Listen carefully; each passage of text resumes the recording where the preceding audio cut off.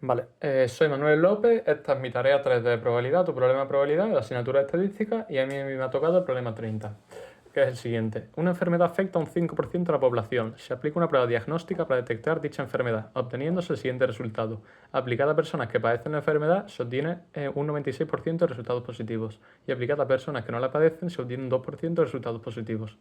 Elegid una persona al azar y aplicada la prueba, tenemos las dos preguntas del ejercicio. A.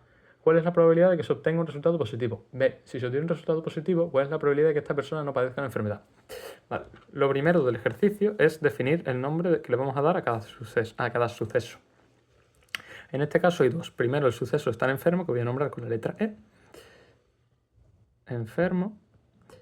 Y el contrario de estar enfermo es no estar, lo que es la otra posibilidad que se nos dice en este ejercicio. Así que, que se representa con una E y una barra encima de ella. El contrario de no enfermo. Vale. Y segundo tenemos el suceso ser positivo en el test, que lo voy a nombrar con la letra P. Y el contrario de ser positivo, lo mismo de antes, la barra, no positivo, o falso positivo, o enfermo, o no enfermo, lo que sea. Bueno, no enfermo no en este caso porque son dos cosas distintas, pero no positivo, lo nombramos así. ¿Qué ocurre? Vamos a representar los datos de la forma más sencilla posible en este ejercicio, que es con un diagrama de árbol. Para ello partimos de la población y después de tener la población la dividimos entre enfermos y no enfermos. Y como el resultado del test puede ser positivo o no positivo, positivo o no positivo, y hay que cubrir todas las opciones en todo, aunque no estés enfermo puede ser que el test salga positivo, así que hay que cubrir todas las opciones. ¿Vale? De enfermo, ahora no he enseñado al final el problema entero, bien, pero bueno, para que así sea más sencillo. Enfermo, no enfermo, P, no P, P, no P. Ahora vamos a hacer caso a lo que nos dice el problema, vamos a comprobar los datos. Primero, un 5% de la población está afectada por una enfermedad, es decir, 5 de cada 100. 5 partido de 100.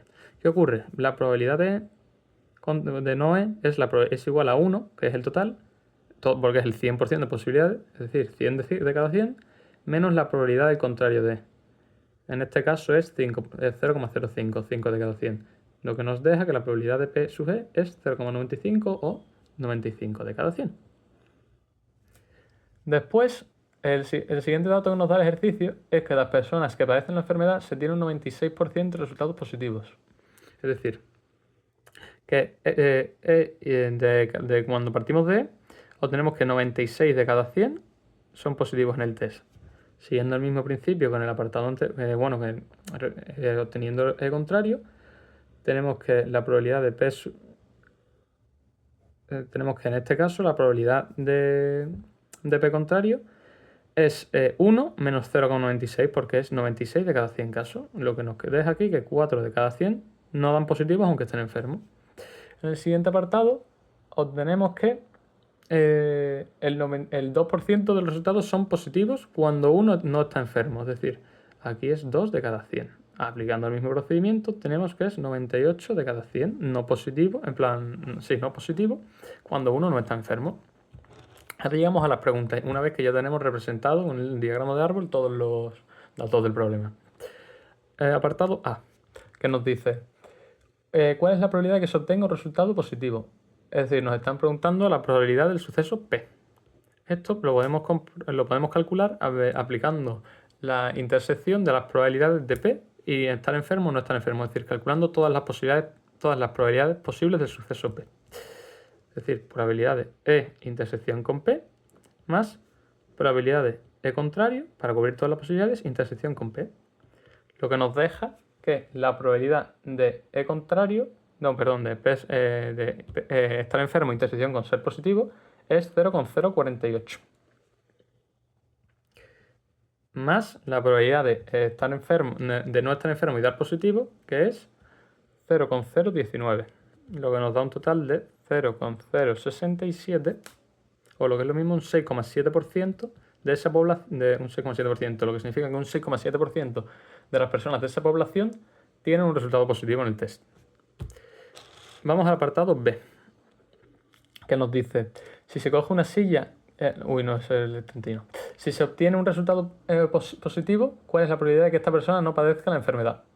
¿Vale? Lo que nos están diciendo es que si sabiendo P, es decir, teniendo ya la probabilidad de P, ¿cómo calcular no contra la probabilidad de no E?